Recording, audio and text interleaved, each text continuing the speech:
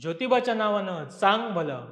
लाखो कंठांतून घुमणारा जयघोष, गुलाल खोबऱ्यांच्या उधळणीनं गुलाबी झालेला आसमंत आणि त्या क्षणी आभाळातून बरसणारा पाऊस. हा केवळ योगायोग नाही, तर भाविकांच्या मनात खोलवर रुजलेली एक जिवंत श्रद्धा आहे. ज्योतिबा मंदिर परिसरात हा क्षण वर्षानुवर्षे अनुभवला जातो आणि प्रत्येक चैत्र यात्रेत तो नव्याने साकार देखील होतो. असं म्हणतात की ज्योतिबाचा गुलाल धुवायला पाऊस येतोच. हे समीकरण नेमकं काय जाणून घेऊया आजच्या व्हिडिओतून. नमस्कार, मी ओंकार मुळे, कॅमेरा आहे जयेश पाटील. लोकमान्यतेनुसार ज्योतिबा म्हणजेच खंडोबाचा अवतार हे शेतकऱ्यांचे आणि भूमीचे रक्षणकर्ते मानले जातात. त्यांच्या पालखी सोहळ्यावेळी पडणारा पाऊस हा केवळ हवामानाचा भाग नसून त्यांच्या कृपेचा आणि समाधानाचा संकेत मानला जातो. देव आनंदी झाला की पाऊस पडतो, ही भावना प्रत्येक भाविकाच्या मनात खोलवर रुजलेली आहे.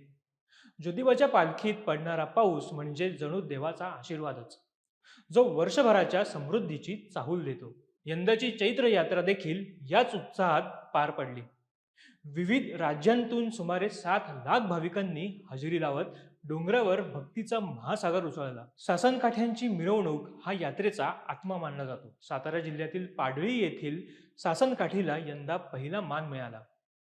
त्यानंतर मौजे विहे तालुका पाटण, करवीर कोल्हापूरचे हिम्मत बहादूर चव्हाण, कोल्हापूर छत्रपती, कसबा डिग्रड तालुका मिरज, कसबा सांगाव तालुका कागल, किवळ जिल्हा सातारा, कवठे एकंद जिल्हा सांगली यांसारख्या विविध भागांतून आलेल्या एकूण 108 सासणकाठ्यांनी मिरवणुकीला दिमाखदार स्वरूप दिलं.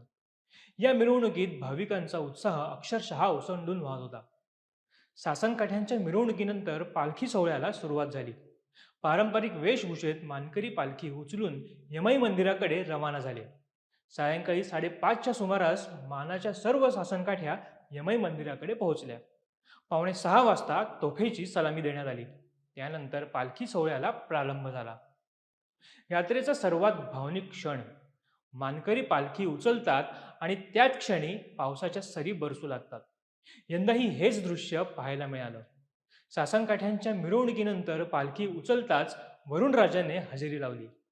2 तासांहून अधिक काळ पडलेल्या पावसाने संपूर्ण डोंगर धुवून निघाला. वैज्ञानिक दृष्टिकोनातून पाहिलं तर चैत्र महिन्यातील उष्णतेमुळे डोंगराळ भागात ढगांची निर्मिती होऊन पाऊस पडणं शक्य असतं. परंतु भाविकांसाठी हा केवळ नैसर्गिक प्रकार नाही, तो त्यांच्या श्रद्धेचा, भक्तीचा आणि दैवाशी असलेल्या नात्याचा अनुभव आहे.